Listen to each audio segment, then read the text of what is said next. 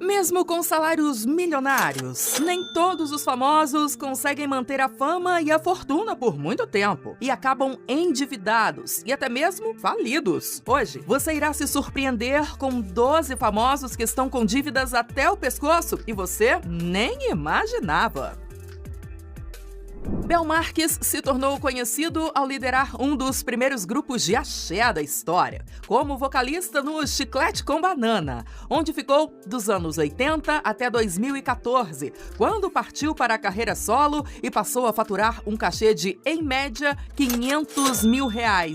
Por trás desse montante, as pendências do baiano vêm se arrastando há alguns anos. Isso porque, desde sua saída da banda, jornalistas já relatavam que, apesar de Bel ser dono de algumas lojas, fez alguns investimentos mal sucedidos que resultaram numa perda de R$50 milhões. Eu fiz propostas até o último momento, sabe, assim, de permanecer no Chiclete com Banana, mas acabou não dando certo. Além disso, o cantor, que tinha pelo menos 5 empresas vinculadas em seu nome, viu esses empreendimentos sofrerem ao todo 49 autuações, resultando num montante de dívidas que já ultrapassam os R$12 milhões.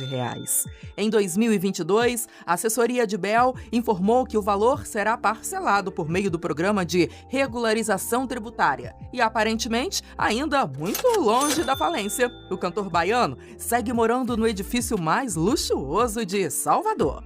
De origem humilde, André Gonçalves foi descoberto em uma comunidade carente no Rio de Janeiro e estreou na TV em 1989 em Capitães de Areia. A partir daí, conseguiu diversos papéis na Globo, como nas novelas A Próxima Vítima. E aí? A Irene tá grilada com o quê? Chato, né, cara? Pô, o pai brigando, sentando a porrada na mãe. Pô, baixaria, né, cara? Você vê como é que ficou o café? Eu não sei se ficou muito legal. Nessa história de cozinha, eu sou um fracasso. Agora, pra fazer cafezinho, você sabia cozinhar? Au! É essa, né, Sandrinho? E Senhora do Destino. Como essa tua amizade com a Jennifer, por exemplo. Bel, eu não tenho nada com a tua vida, mas se você precisar de um help, conta comigo. Eu tô do teu lado pro que daí vier. Te adoro, você é minha irmã querida. Pode ir, vai fundo no que tiver que ser. Atualmente, é casado com a também atriz Danielle Vinitz, mas antes dela, teve 3 companheiras, com quem teve 3 filhos. E foi justamente o atraso na pensão alimentícia deles que atrapalhou a carreira de André e até o levaram a cumprir prisão domiciliar. Em 2022, o ator devia pouco mais de R$112 mil à filha Valentina, de então 18 anos, e R$120 mil à Manuela, com 23 anos na época dos fatos. Por não ser capaz de pagar o montante, após passar uma noite na prisão, André precisou usar tornozeleira eletrônica e foi proibido de sair da casa onde vive com Vinitz. Houve uma mudança de chave e eles optaram pelo dinheiro, ao invés do pai, entendeu? Após 60 dias, ele removeu a tornozeleira e entrou em acordo com ambas as filhas. Já em 2023, aceitou R$60 mil para ir para a Fazenda. O melhor momento da minha vida, de tudo que eu já fiz na profissão, eu acho que não tem nada comparado a viver essa experiência Fazenda 15. Muitíssimo agradecido por isso. Nós vamos conversar bastante. Saiu vice-campeão e faturou pelo menos R$100 mil. O ator mexicano Rubén Aguirre, eternizado como o professor Girafales do seriado Chaves, declarou falência em 2011 porque supostamente gastou tudo após um acidente automobilístico que mudou completamente a vida da esposa e estava passando por cirurgias complexas. Assim, o ator pediu ajuda aos amigos, pois também enfrentava questões de saúde e já contava com auxílio financeiro da Associação Nacional de Atores do México. Ele até colocou à venda um terreno rural e uma casa de férias que, na época, valia cerca de R$1.300.000. Rubén era diabético, sofria de problemas renais, de coluna e cálculos na vesícula. Por isso, contraiu muitas dívidas hospitalares que o impediram de continuar se tratando. Inclusive, em agosto de 2015, Rubén declarou: "Não temo a morte, temo estar morrendo." Meses depois, a associação pagou suas últimas despesas médicas, de mais de 75 mil pesos, mas Rubén voltou a ser internado em 2016 e acometido por pneumonia. Foi a óbito em 17 de junho, 2 dias após fazer 82 anos. Tonico Pereira atuou como Mendonça em A Grande Família. Meu amorzinho, eu não passo de um Barnabé ocupado. Olha, por favor, vamos nos encontrar a semana que vem, minha flor. Minha flor? Mendonça, você não pode resolver esse assunto depois do expediente?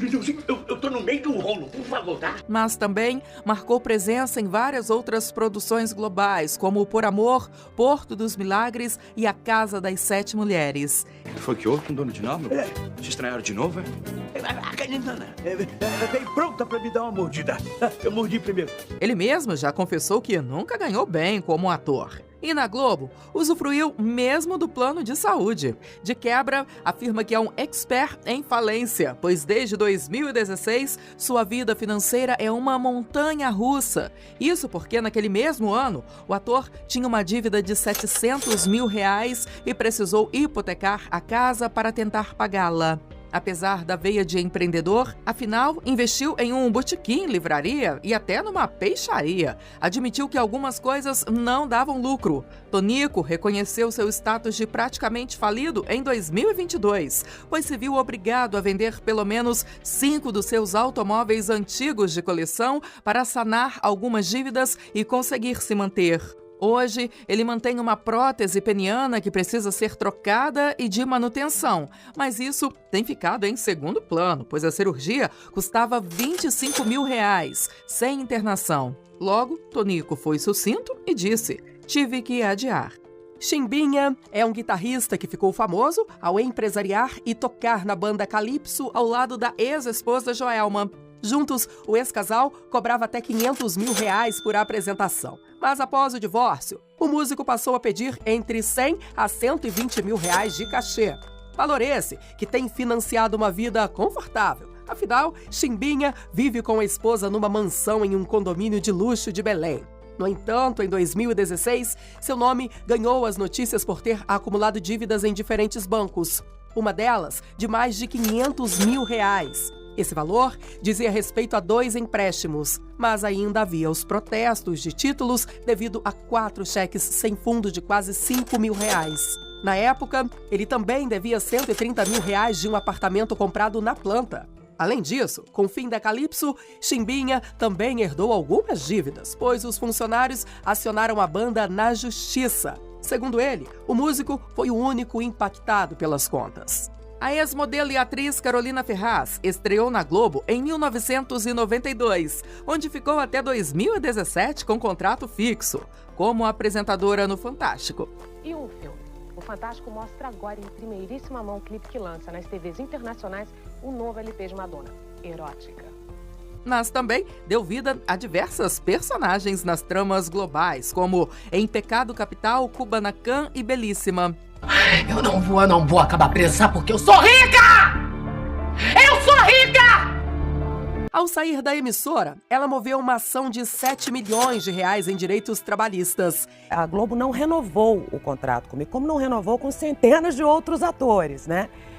Eu tenho certeza absoluta que se talvez eu não estivesse movendo esta ação, eu ainda estaria lá trabalhando, fazendo coisas, porque eu sempre tive uma relação muito boa com a casa. E em 2020, foi contratada pela Record como a apresentadora do Domingo Espetacular, onde está desde então, ganhando uma média de R$80 mil.